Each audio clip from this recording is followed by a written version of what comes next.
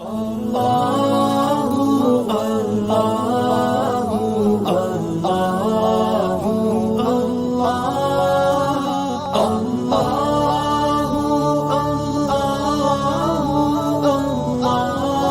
بعض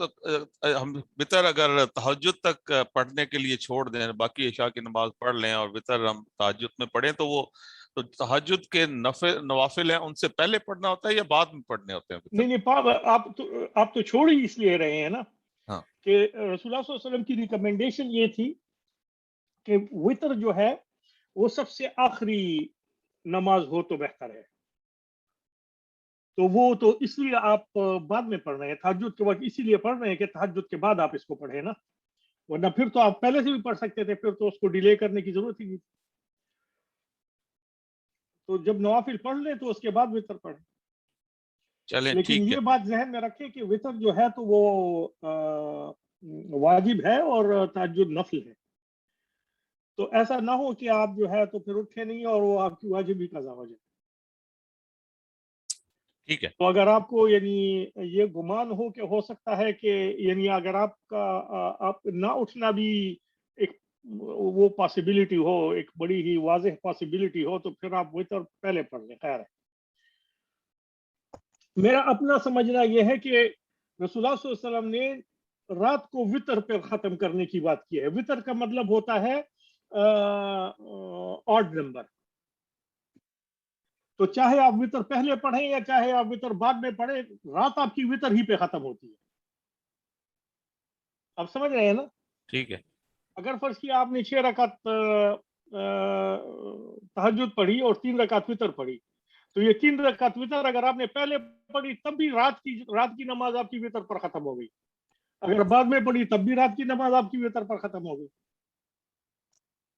تو رات کی نماز آپ کی وطر ہی پہ ختم ہوتی ہے۔ تو وہ جو عادی قسم کے تہجد والے لوگ ہوتے ہیں جن کو تہجد میں اٹھنا ہی ہوتا ہے، تو وہ ان کو چاہیے کہ وہ اس کے بعد پڑھیں، تہجد کی نماز کے بعد پڑھیں۔ لیکن وہ لوگ جو ابھی جن کی تہجد اتنی زیادہ پختہ نہیں ہوئی ہے، تو ان کے لیے ریکمنڈیشن یہ ہے کہ پڑھ لیا کریں، ایسا نہ ہو کہ آپ کی اس کی وجہ سے آپ تہجد کے لیے اٹھ نہ سکیں اور پھر آپ کی وطر ہی جو کہ واجب ہے وہ قضا ہو جائے۔ ٹھیک ہے، بہت شکریہ حضرت۔ حضرت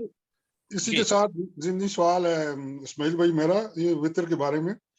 کہ بعض اوقات آدمی وہ دعائے قنوت آخری رکعت میں بھول جاتا ہے، تو اس کا کیا سجدہ سہو کرنے سے وہ ادا ہو جاتی ہے؟ بالکل بالکل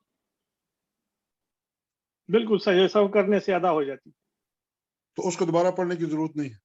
نہیں، بس وہ اگر آپ نے سجدہ سہو کر لیا تو وہ ہو گیا، کام ہو گیا۔ ٹھیک، جزاک اللہ۔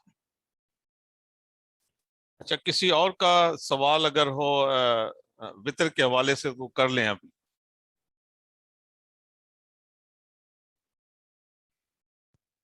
میرا یہ ایک سوال ہے، یہ جو وطر قضا ہو جاتے ہیں، بعض اوقات رہ جاتے ہیں،